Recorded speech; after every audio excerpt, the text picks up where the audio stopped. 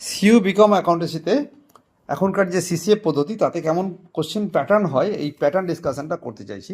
2020-24 যে কোশ্চেনটা এসেছিল সেখানে গ্রুপ এ বলে একটা কিছু ছিল যেখানে মোট 5 questions will be allotted and out of that you have to answer 3 questions. 5টার মধ্যে 3টে করতে হবে, 10 নম্বর করে দেওয়া থাকবে, 30 নম্বর। দেন তোমাকে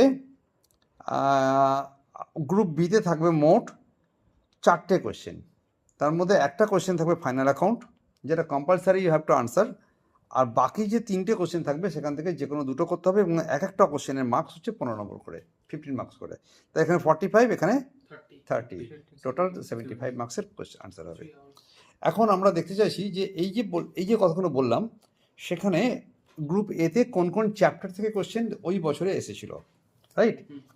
একদম প্রথমে একটা থিওরি এসেছিল যেখানে বলা হয়েছিল যে কারা অ্যাকাউন্টিং ইনফরমেশনের user, external user, internal user, এটা নিয়ে একটা সিম্পল টাইপের থিওরি। মানে একদম প্রথমেই যে অ্যাকাউন্টেন্সি কাকে বলে, what the users, what is the objective of accounting, ওইখানকার চ্যাপ্টারের প্রশ্ন।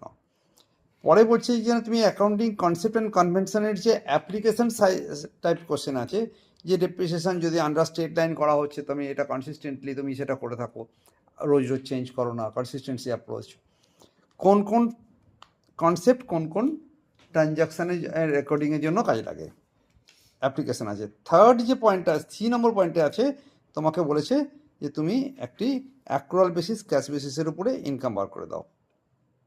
ঠিক বলছি না বলছি?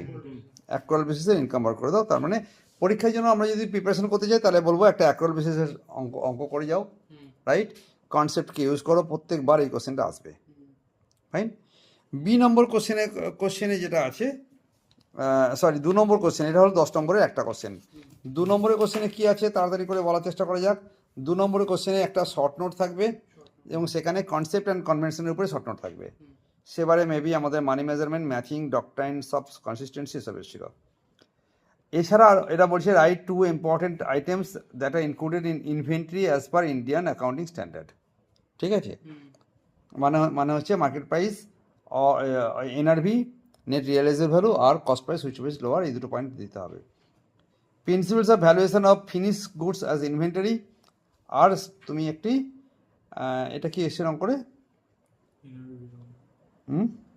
ওই ভ্যালুয়েশন করতে হবে, মানে একটা হ্যাঁ ক্লোজ স্টকের ভ্যালুয়েশন করতে হবে।